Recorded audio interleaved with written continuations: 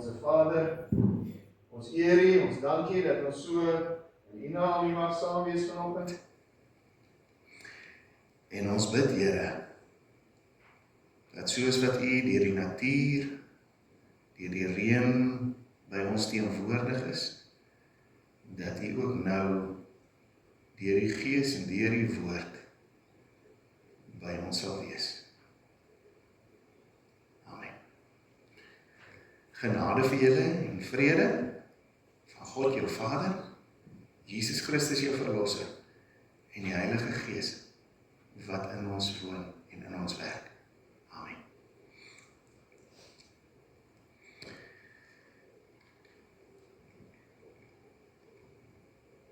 Ek wil begin met 'n storie.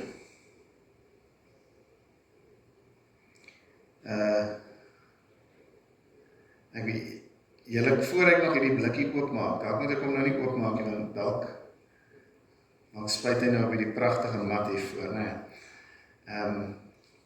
Ek hoef nie eers hierdie blikkie nog voordat ek hom oopmaak, weet julle al, hoe klink dit as 'n mens een van daai blikkies oopmaak? Nog voordat ek hom oopmaak, weet jy waarskynlik hoe proe dit wat in daai blikkie is. En jy hoef nie eers die skrif hier te kan sien van daar om te lees, om te weet wat is die produk wat nou hier staan nie. Dit moet 'n bietjie netjies laat lyk, daar is hy goed. Hy kan nou hier staan as 'n herinnering. Nou vir die storie. Kom ons kyk, daar is 2 jongerige kinders, ek was 'n bietjie ouer as wat hulle nou is. Ek was so 10, 11 jaar oud toe ek my hart vir die Here gegee het. En eendag in daardie tyd, toe hoor ek hoe iemand vir my vertel, of ek was in 'n gesprek waar iemand die verhaal vertel, hoe dat Coca-Cola, wat nog nie 100 jaar bestaan, of ja, ek goed, hoe lang Coca-Cola ook nou al bestaan, maar daarom seker nie meer as 150 jaar wat hy al hier rond is nie. En in daai tyd het hy so bekend geword en so versprei dat 80% van die mense in die wêreld, as jy daai teken vir hulle wys, dan weet hulle wat dit is. Nou, die persoon het verder gegaan en gesê vir ons, dat hoewel as Coca-Cola is, 80% van die mense in die wêreld weet wat dit is, maar nie 80% van die wêreld het al die naam van Jesus Christus gehoor nie. En my geweldig ontstel om te besef dat die kosbaarste geskenk wat jy vir iemand kan gee, die wete dat Jesus ook jou verlosser is, dat daar so baie mense is wat dit nie weet nie. Jare later, 20, 25 jaar later, toe werk ek en my vrou as sendelinge in die noorde van Mosambiek. En 1 jaar kort voor Kersfees neem ek 'n klompie jong mense om die Jesusfilm te gaan wys in 'n gemeenskap waar ons graag die Here se woord wou verkondig. Wat ons dan doen, dit is 'n plek, voertuie kom nie uit daar nie, in die afgeleë gemeenskap nie. So, hulle gaan met fietsse. Ek vat hulle tot op 'n punt, met die bakkie, dan laai ek hulle nou daar af, en van die inwoners van daai dorpie wat ons genooi het, kom met hulle fietsse, met die rakke agterop waar jy goeders kan dra. Op die een ou ry die generator aan, en die ander ou die projektor, met die DVD-speler, en die ander ou die skerm.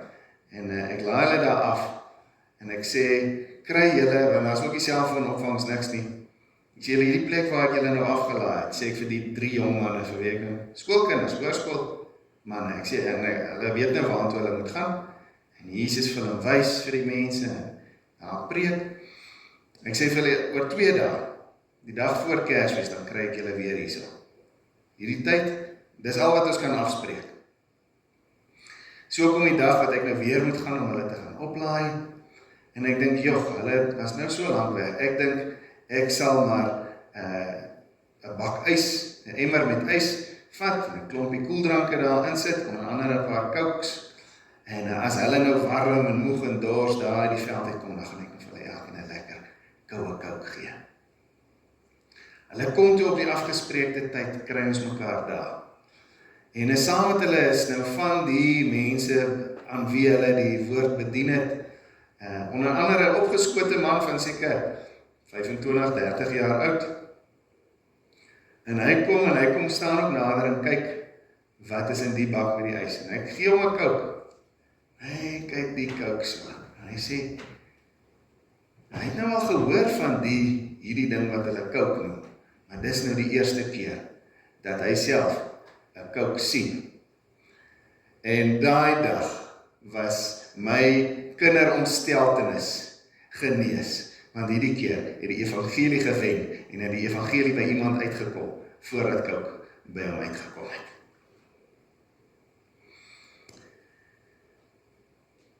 Kom ons gaan daar is ons skuifie. Vriende, ek het die wonderlike voorreg om sedert Januarie vanjaar verbonde te wees aan die Far East Broadcasting Association, 'n organisasie wat ten doel het om die evangelie te verkondig aan mense wat andersins nie sy woord sou gehoor het nie. Daarom sal jy nie 'n Feva radiostasie in Suid-Afrika vind nie. Feva vestig radiostasies daar waar ander gelowiges nie eintlik kom nie. Dink aan allerlei lande wat met 'n stam eindig. Pakistan. Ons het nie 'n stasie in Afghanistan nie, maar Tajikistan, Uzbekistan, Koerkistan, allerlei stamme. Daar saai Feva die evangelie van Jesus Christus uit. En verder oos word nie die Far East Broadcasting Association vir niks genoem nie. Korea, China, Japan, Taiwan, dis nou beide Noord- en Suid-Korea. Noord-Korea natuurlik nou nie 'n stasie self nie, maar die radio syne het nie 'n paspoort nodig om Noord-Korea binne te gaan nie. Indië, Indonesië, die Filippyne, in die Midde-Ooste, daar waar dit nou so rof gaan, het ons in Irak 'n stasie, en dan hier in Afrika ook. Rusland, Oekraïne, ja, selfs getuienisse van Russiese soldate wat in Oekraïne ons gelowige Russe wat toe een van ons radiostasies daar afgeskiet is, het hy die transmitter gesalvage en het hy gesorg dat ons sender weer in die hande kon kry en weer dit elders kon gebruik. Mooi getuienisse in Afrika ook, ek sal 'n bietjie later weer daaroor praat. Daar kan jy daai 3 opsit, 260 radiostasies, 152 tale en in 50 lande. Geweldige voorreg en 'n besonderse bediening. Ek wys vir julle 'n kort video net as bekendstelling. Hoe kan hulle hom dan aanroep as hulle nie tot geloof in hom gekom het nie? En hoe kan hulle in iemand glo van wie hulle nie gehoor het nie? En hoe kan hulle hoor sonder iemand wat dit verkondig? Vandag is daar nog miljoene mense wat nie die naam van Jesus Christus gehoor het nie. Feva Radio bring die boodskap juis by hierdie mense deur middel van radio en digitale media in hulle eie taal en onderwys. Ons bereik die onbereiktes tot dat almal gehoor word.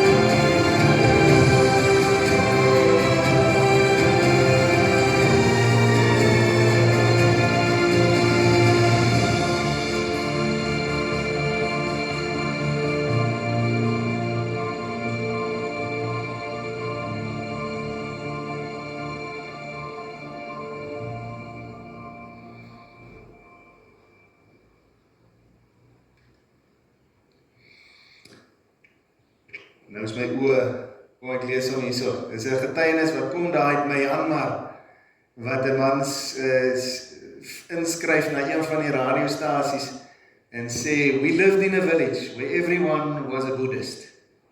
At that time, no one had ever heard of Jesus Christ and his plan of salvation. That changed when we were introduced to your radio programs. I became a Christian because of your broadcasts. Thank you for bringing me to God. Ons kan die volgende skyfie kyk, maar baie mense vra, nee maar, die internet is mos nou daar, enigiemand kan Google en iets oor die Here leer, of waarom radio nog steeds vandag? Wat van hulle wat afgesny word van die evangelie as gevolg van armoede? Hulle wat nie toegang het tot internet, of tot 'n smartphone nie? Wat van hulle waar die internet gesensor word en Christen boodskappe nie by hulle kan uitkom nie? En wat van hulle wat ongeletterd is? Die Here wil hê dat ons die woord moet bring aan almal, nie net hulle wat kan lees nie, nie net hulle wat 'n selfoon kan bekostig nie net hulle wat in 'n land bly waar die goeie internet toegang is en vryheid van toegang tot enige kanaal is nie. En daarvoor, dit is hoekom radio selfs in 2026 nog relevant is. En mense graag nog radio luister. Ek wil julle so kortliks, as julle 'n bietjie later 'n skyfie wys vertel van Sudan. Verlede jaar op die 3de Julie het veewaar begin uitsaai in die Nuba berge in die suide van wat vandag Noord-Sudan is. Jy kry ook die land Suid-Sudan wat afgesny het van afgesny, hoe jy ook al daarna kyk, van Sudan. Maar die oorblywende deel van Sudan, se suidelike dele, so wat seker dan nou die sentrale deel van die eertydse Sudan was, daar is 'n bergstreek, die Nuba berge. En daar het Veewaar Radio ook dan nou verlede jaar begin uitsaai. Daar's nie internet in die omgewing nie, daar's nie elektrisiteit nie. Daar is geen ander radiostasies nie. So, ons het 'n radiostasie daar, maar die mense het nie noodwendig radio's nie, want daar was nog nooit radio's nie. So verlede jaar het ons hier kort voor Kersfees 'n radioprojek geloods. Waar ons mense ook genooi het om teen R850 2 radio's te borg, en daarmee het ons hierdie ouetjies aangekoop, 2.500 van hulle, en hulle is nou op pad Sudan toe. So, nou kry jy daar in die Nuba berge, is 'n heuwelagtige terrein, maar jy het hierdie klomp klein dorpies op verskillende plekke in die heuwellandskap. En daar versprei ons hierdie, dis te gelykertyd 'n audiobybel, so die Bybel in Arabies is hier opgelaai, en hulle kan na hom luister, en dan ook, is hy ook 'n klein radiootjie, dat hulle ook na die Christen radiostasie kan luister. Ek wil tog vanoggend spesifiek julle voorbidding vra, om saam met my te bid, vir die veilige aankoms in Sudan van daai 2.500 radio's, dat hulle by die regte mense sal uitkom. Ons kan kyk na die volgende skyfie. 'n Vrou daar in Suid-Korea, wat die voorreg gehad het om in 'n Christenhuis groot te word, skryf, when I was growing up, I woke up each morning to the sound of FEBC, en daar so myself onderbreek, FEBC is ons internasionale vennoot. Veewaar is deel van 'n groter netwerk wat bekend staan as FEBC, Far East Broadcasting Corporation. And I woke up each morning to the sound of FEBC Korea in Pohang. Now, just like my mother did, I begin my mornings with a broadcast. It feels deeply meaningful. I'm also grateful to my mother for passing down this legacy of faith. The moment I open my eyes, I turn on FEBC Korea in Pohang. As I prepare breakfast while listening to praise songs, I'm often moved to tears as I sense how deeply God loves me. Nie almal het soos hierdie vrou die voorreg om 'n ma te kon gehad het, wat die geloof in Jesus Christus met haar te kon deel nie. Dis my storie, dis hoe ek die Here leer ken het. Die Here het my ma gebruik om die evangelie aan my te verkondig.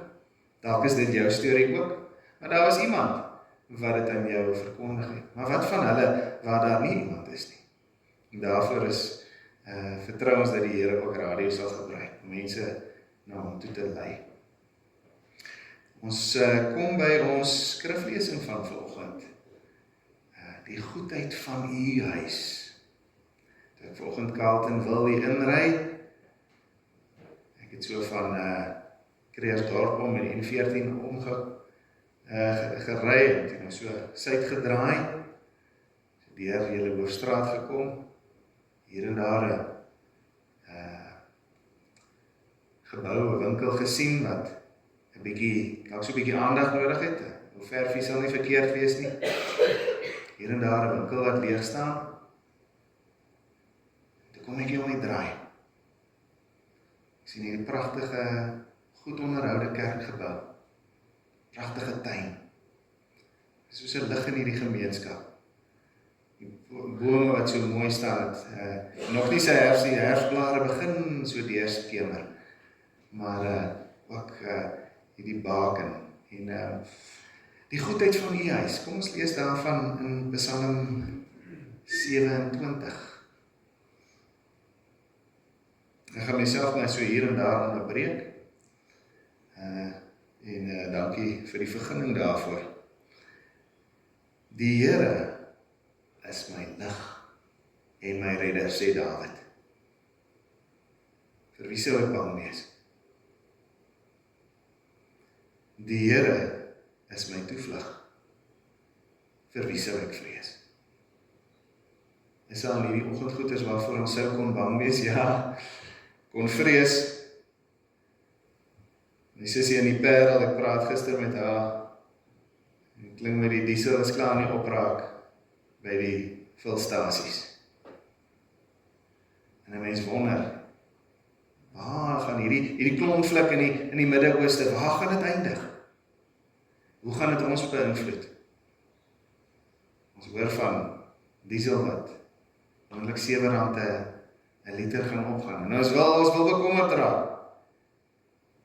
Ander man wat gister vir my sê, hoe hy net elke dag moet sien, hoe die waarde van sy pensioenbeleggingkie elke dag minder word, soos wat internasionale markte val. En ook dan moet ons sê, die Here is my lig en my redder, vir wie sou ek bang wees? Die Here is my toevlug, vir wie sou ek vrees? Dink julle Dawid het enige, ek dink nie hy het beleggings in goud en in aandele gehad nie. Hy het ook nie 'n tekort aan vyande gehad nie. Dis nie, hy sit nie rustig in die troonkamer en eet druiwe en lamsbout terwyl hy hier skryf nie. Want in vers 2 gaan hy dan aan en hy sê, as misdadigers op my afstorm om my dood te maak, my teestanders en my vyande, dan is dit juis hulle wat struikel en val. Dis nie 'n denkbeeldige vyand van wie hy praat nie. Dawid het dit geken, wat dit is om vyande te hê. Al sou 'n leer teen my stelling inneem, sal ek nie bang word nie. Selfs al sou die aanval op my begin, sal ek nog steeds vertroue hê. Wat 'n kosbare begin van 'n kosbare psalm. 'n Oproep ook teen ons, wat ook aanslae beleef. Ek dink nie so fel altyd noodwendig soos wat Dawid dit beleef nie. Maar ook ons mag rus in hierdie wete, dat die Here is my lig en my redder. Ek hoef nie bang te wees nie. Ek hoef nie te vrees nie. Ek sal steeds vertroue hê. En hy wat soveel aanslae beleef, is hy wat dan verder gaan in vers 4 en sê, net een ding het ek van die Here gevra, en dit sal ek najag. Nou as ek moet nou begin vra, Daar's baie dinge wat ek die Here wil vra. Dinge wat volgens my 'n tekort vir bekommernis in my lewe is.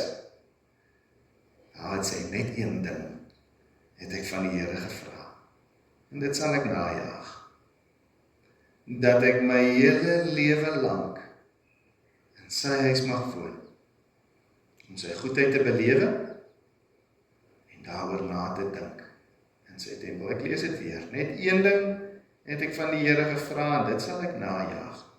Dat ek my hele lewe lank in sy huis mag woon. Om sy goedheid te belewe en daaroor na te dink in sy tempel. Ook julle het volgende gekom, dat ons saam hier kan nadink oor God se goedheid en hom kan eer vir sy sorgsaamheid oor elkeen van ons. Op die dag van gevaar sal die Here my wegsteek in sy huis, my veilig laat skuil in sy woonplek, my hoog op 'n rots laat staan, ek sal in sy woonplek met 'n trompet geklank, my offers bring, ek sal 'n lied sing, ek sal sing tot eer van die Here, terwyl ek neerkyk op die vyande rondom my. Ja, net ons nie lekker saam gesing vanoggend toe. Mens kan dan hoor vir jou nou as hy, ek mag hom nou sê, nou dit sy uitgeglip het, julle moet tog nou nie kwaad wees vir haar nie. Sy het moet gou nog 'n gemeente gaan uithelp, ook met begeleiding. Maar toe sy so lekker vir ons speel, is nie waar, ek sal sing tot die eer van die Here. Ek sal 'n lied sing. Ek gaan myself nog onderbreek, ook sommer hier.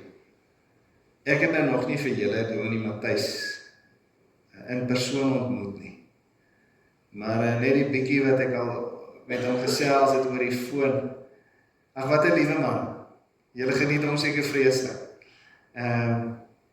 Ja, bid gereeld ook vir hom en wees goed vir hom en wat 'n voorreg dat julle hom ook hier het om die woord te bedien. Ek kan in hierdie oploop tot vandag se erediens het my gereeld gekontak, net om seker te maak. Alhoewel hy nie hier is vandag in persoon nie, maar hy wil so graag hier alles moet regloop. En alles moet in plek wees. Daar moet niks kan skeefloop dat die Here se woord nie verkondig word hier nie. En ek dink as hy kom sou hy eintlik maar nog steeds ook hier gewees het. Dalk gou vinnig, maar tog volgende deur geglip het van Potchefstroom. Hoe kosbaar dat daar mense hier in ons midde is wat begaan is daaroor dat God se woord verkondig sal word aan ons. Dat ons nie sal uitmis op die verkondiging van sy woord nie. Dat ons ook mag beleef en hierdie geleentheid om die goedheid van God in sy huis te mag beleef. Om hier ons dankbaarheid met mekaar te kan deel, met mekaar eerlik te kan wees. Hy is dit nie wonderlik wat God se woord in my lewe gedoen het en in jou lewe gedoen het nie. Is dit nie kosbaar dat iemand iewers in ons lewe die moeite gedoen het om daardie groot gawe aan ons te deel nie? Is dit nie 'n gawe wat ook gedeel moet word aan ander nie? Kom ons gaan verder in die Psalm, dan sê Dawid, luister tog na my Here as ek roep. Wees my genadig en verhoor my gebed. Ek onthou wat U gesê het, julle moet my kom dien. En ek is hier om U te dien, Here. O, dis my mooi, dis my so mooi. En dit sluit so vir my by aan daarby dat, kyk volgend, as dit so saggies reën, en as dit nou, niemand sê jou kwalijk geneem het, as jy nou maar omgerol het, en nou maar so 'n bietjie verder gelê het, dit sou tog maar 'n bietjie lekker gewees het. Maar nee, julle het besluit, ek wil vandag hierheen kom, ek wil graag God se woord hoor. En daarvan sê Dawid, ek onthou wat U gesê het, julle moet my kom dien. Ek is hier om U te dien, Here. En dan sou dit seker ons gebed ook kon wees vanoggend, wat hy hier bid, vers 9, moet U tog nie vir my verberg nie, moet my tog nie wegstuur, terwyl U toornig is nie, want U was nog altyd my hulp. Moet my tog nie verstoot en verlaat nie, want U alleen U alleen is die God wat my red. Vers 10, iets wat ek my nie kan bedink nie, maar ja, dit is gebeur, dit is party mense se storie.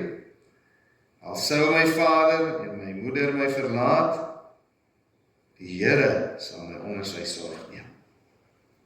Leer my U wil, Here, en lei my op 'n gelykpad, sodat my vyande nie hulle sin kry nie. Moet my tog nie oorgee aan die vernyn van my teestanders nie, want daar staan vals getuies teenoor my en hulle blaas geweld teen my aan. Dan vers 13, dit kon net sowel ek gewees het wat dit geskryf het, dit kon net sowel julle sal kan beamen in julle harte, as Dawid sê, as ek daarom nie geglo het, dat ek die goedheid van die Here sal sien, in die land van die lewendes nie.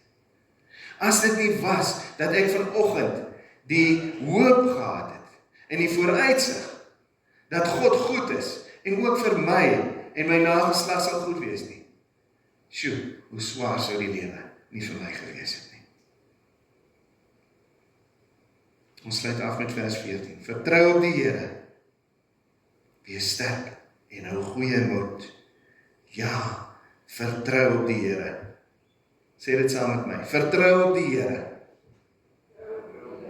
Wees sterk en hou goeie moed. Ja, vertrou op die Here. Dit is die Here se woord vir julle Carletonville-suid.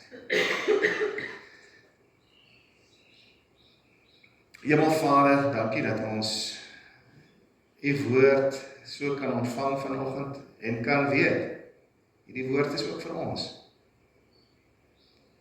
Ons ontvang dit uit 'n gawe, as 'n gawe uit U hand.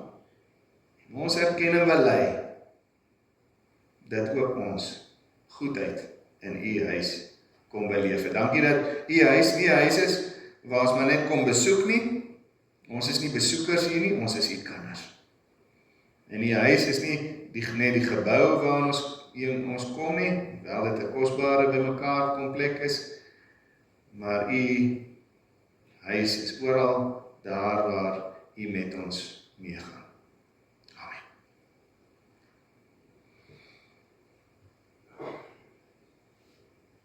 Jy kan vir ons die volgende video speel. Dankie. Dankie, Dawie.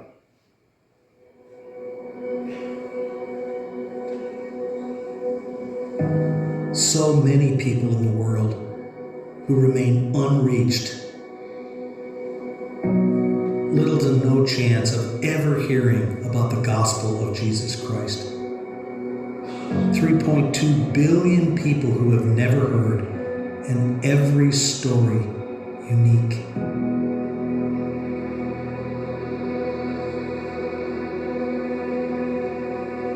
Tan, a cashew farmer in one of the world's 5 remaining communist countries, a wonderful man with a kind heart and a beautiful smile. Extremely remote, deep in the unpopulated jungles of Southeast Asia with no church, no Christian witness at all, except by radio. And that was how Tan first heard the good news, by listening to a radio broadcast from the Far East Broadcasting Company. He heard God's word for the first time. He heard it in his heart language from someone from his country, and as a result, he came to faith. He was so excited. As soon as he heard it, he shared Christ with his wife and his family, and they too came to faith in Christ.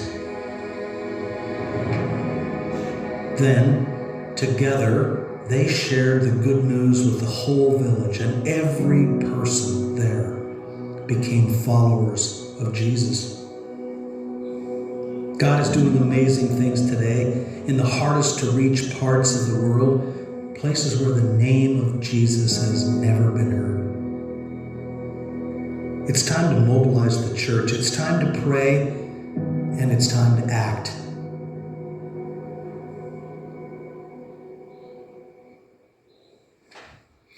Ek is so dankbaar dat julle hierdie getuienis kan hoor vandag, want 'n mens dink so oor die wêreld en dit voel vir jou oral as alles net aan die agteruit gaan, kan dit wees, is ons nie daar besig om die geloofstryd in die wêreld te verloor nie. Dan hoor jy hierdie getuienis. 'n Man wat oor die radio hoor hy van Jesus. En dit gryp hom so aan, dat hy tot geloof kom, sonder dat daar iemand is wat by hom is. Net die getuienis oor die radio. En dis vir hom so wonderlik nuus, hy moet dit met iemand deel, en hy deel dit met sy vrou en sy kinders. En hulle neem ook die evangelie aan. En hulle is so geïnspireerd dan, hulle deel dit met hulle hele dorpie. En die hele dorpie kom tot geloof. Julle sal agtergekom het, Tan, sy naam. Hy is nogals lekker donker getan. Ek dink nie dis hoekom dit sy naam is nie, maar daar word nie gesê in watter land die video geneem is nie. Maar baie van die plekke waar ons werk is plekke waar dit onveilig is om 'n gelowige te wees. En ons probeer ook maar ons bes om nie hulle bloot te stel, onnodige fokus te gee op wat hulle veiligheid in gedrang sou bring nie. Ek het gevra dat ons sal bid vir die radio's in Sudan, nog 'n gebedsversoek wat ek dan nou ook met julle deel, veral rondom veiligheid en sekuriteit. Wat op die oomblik aan die gebeur is, in baie dele van Asië en ook in die Midde-Ooste, is dat as gevolg van die konflik in Iran, is daar baie anti-westerse proteste in van hierdie lande. En Christene word gesien as mense wat 'n westerse godsdiens aanhang, hoewel Christenskap is lankal nie, was nog nooit 'n westerse godsdiens nie. En die soort Christene in die Midde-Ooste en in Asië kry baie swaar beloning. Pakistan wil ek spesifiek noem, waar Christene baie swaar kry op hierdie oomblik.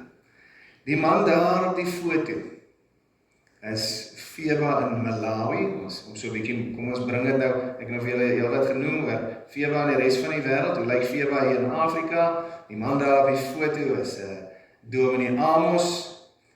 Hy het groot geword as 'n moslim.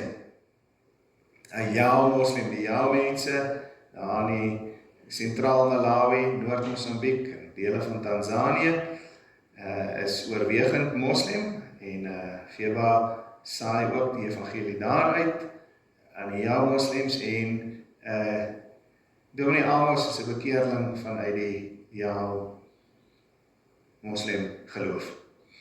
En hy is ons direkteur vir Malawi en hy doen ongelooflike goeie werk. Daar is hy ook besig, ons het verlede jaar 2.500 ons het nou vanjaar stuur ons het Sudan toe, verlede jaar het ons dit Mosambiek en Malawi toegestuur. Nou wil ek vir julle nog 'n wonderlike getuienis gee. Dit is miskien 'n dankie sê punt op julle gebedslysie. In Malawi op Litala FM, ons radiostasie in Blantyre, is daar 'n program, ek dink is elke woensdagmiddag, waar die program is gemik op mense wat in groepe na ons radioprogramme luister. So daar is elke woensdagmiddag 'n spesiale program vir hulle waar hulle dan saam in groepe luister. Baie keer is dit moslems wat saam luister. En dan gee ons vir hulle gespreksvrae wat hulle kan bespreek. En onthou nou, dis nie ek wat daar met hulle praat nie. Ons Feba het nie Suid-Afrikaanse personeel in Malawi nie.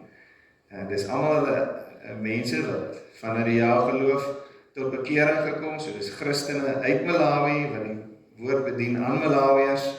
Ons so 'n bietjie selfde, so dan oral waar ons werk. Ons gaan maak gebruik van mense wat in hulle eie taal, dat mense in hulle eie taal die woord kan hoor. En wat Dominee Amos hulle dan doen is, hierdie groepies wat so by mekaar kom, baie keer dan gee ons vir hulle 'n radio. Ons noem hulle luisteraar klubs. En daar het al kerke so ontstaan, van mense wat in groepe na spesifieke radioprogramme luister, en na afloop daarvan is daar hierdie gespreksvrae wat hulle met mekaar moet bespreek en wat mense help ook om die evangelie aan te neem, maar ook om saam te groei in geloof. Ons kan kyk na die volgende skyfie. Daar is ook 'n ou in Malawi wat pas so 'n radiootjie ontvang het en kyk net die blydskap. Daai vrou se gesig. Baie van hierdie radiootjies, hulle word gemaak in Kanada, 'n Christelike organisasie in Kanada met die naam Gelcom wat dit vir ons bou en hy is toegerus met 'n sonpaneeltjie aan die agterkant. As jy nou gewonder het, hoe gaan die mense daar in Sudan maak? Hy kan charge in die son en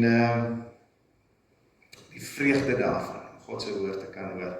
Staan ons sommer oor haar gesiggie geskryf. Kom ons kyk gou daar, hier in Suider-Afrika, nader in die huis, en werk Feba, Malawi en Mosambiek.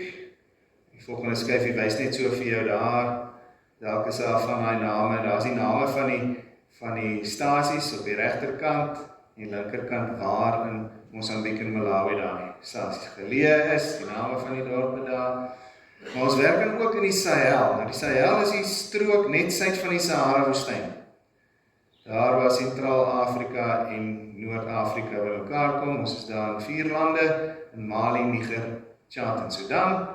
En ons saai daar uit ook van verskillende stede. Ons wil afgaan daar is weer net die name van die stede.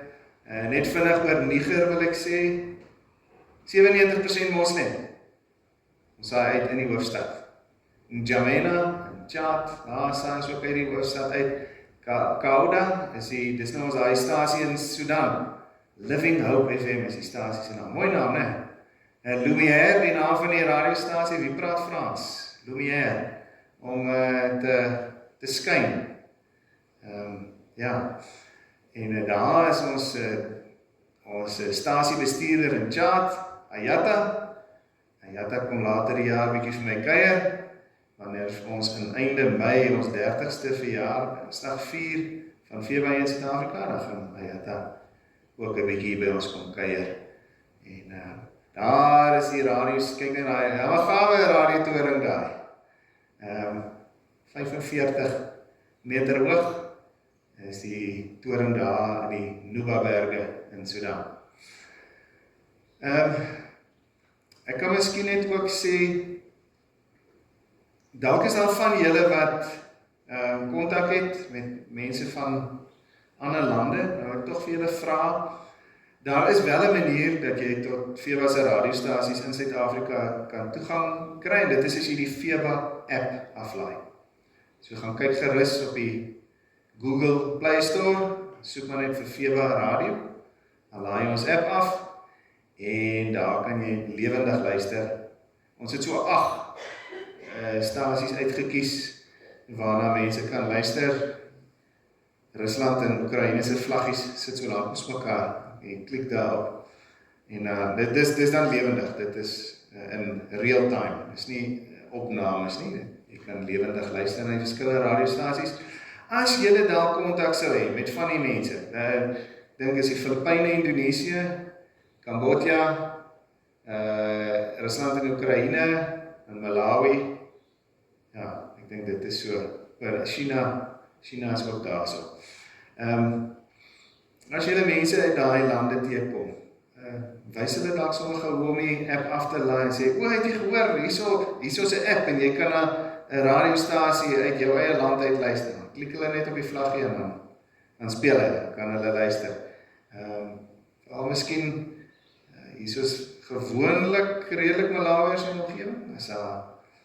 As van julle dalk nie Malawiërs teekom hierso, 'n bietjie na die nuus uit hulle eie land en boonop die Christen boodskap, kan in hulle eie taal daarna luister. Ja, julle kan ons ook volg op Facebook, dink ek. Ek is nie vreeslik aktief daar nie, maar as jy is, ons is glo daarso. En Instagram en al die dinge, natuurlik ons website. www.feba.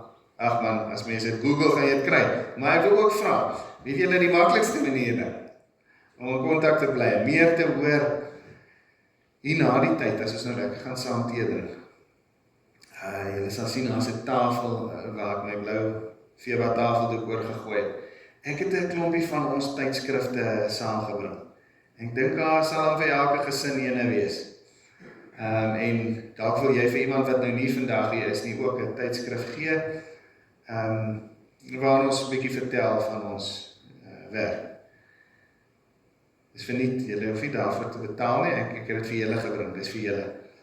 So asseblief vat vir julle daai tydskrif, julle hoef nie iets oor te los nie, julle kan, ja, maak die tafel leeg, is reg so. Daar's ook 'n notabord.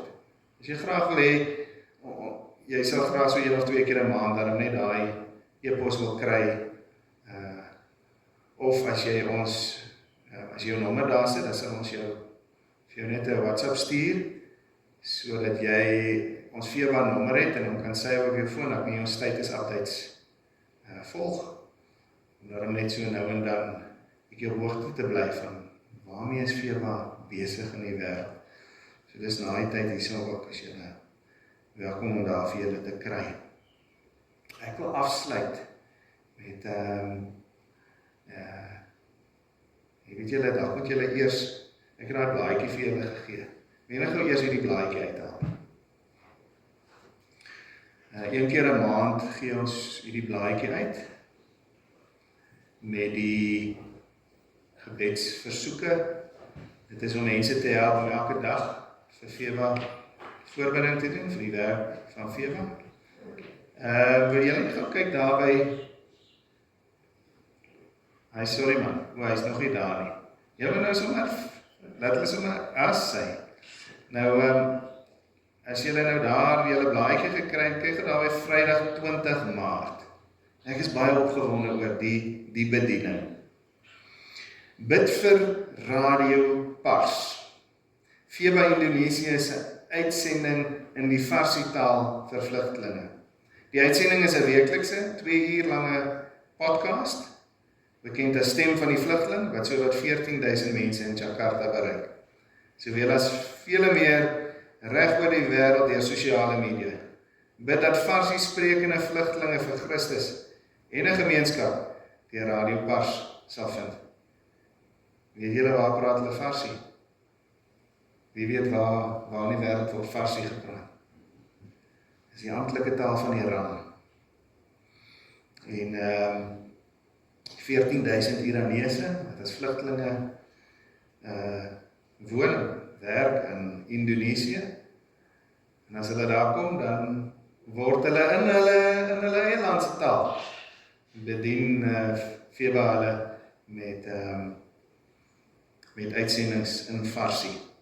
En as hulle dan elders sou gaan, hulle kan nog steeds daarna luister online. Dis natuurlik 'n uitdaging in Iran op die oomblik, want internet word ook geblokkeer deur die regering, sodat mense in die land ook nie kan boodskappe uitstuur buitentoe nie. Ek dink kom ons bid ook in die besonder vir gelowiges en die verkondiging van die woord in Iran vanoggend. So ek dink is 4 dinge wat ek genoem het vanoggend. Wat ek wil hê ons ook nou voor saam sal bid. Die eerste was vir Sudan en daar hierdie 2.500 radio's wat op pad is daartoe. Tweede was vir Pakistan. Vir die gelowiges daar wat baie swaar kry. En nou het ek genoem van Iran en dan die dankgebed. Ons kyk wie kan onthou die dankiegebed. Het ek self vergeet. Goed, kom ons hou dan by daai 3. Nee, ek dink kom ons sê net in die algemeen ook saam dankie vir die Here. Vir elke persoon wat deur Feba se uitsendings tot geloof kom. Ek gee so 'n oomblik van stilte, wat jy kan bid vir die punte wat ek nou genoem het. Dalk wil jy, as jy lus het en graag saam met iemand langs jou wil bid, kan jy dit ook doen. Maar kom ons word so stil gebed.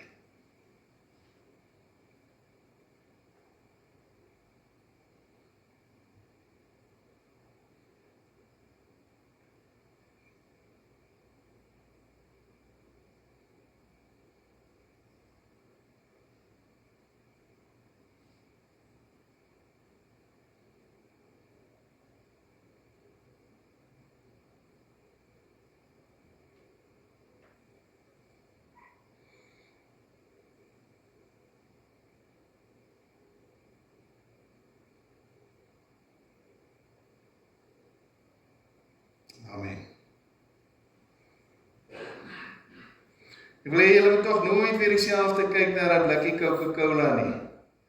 As jy hom sien, onthou sommer om te bid, vir hulle wat al van Coke gehoor het, maar nog nie van die Here gehoor het nie. Dat is baie van hulle. Kom ons kyk, ons gaan kyk na 'n video, daar uit die Oekraïne, 'n vrou wat 'n gebed ook vir ons sing.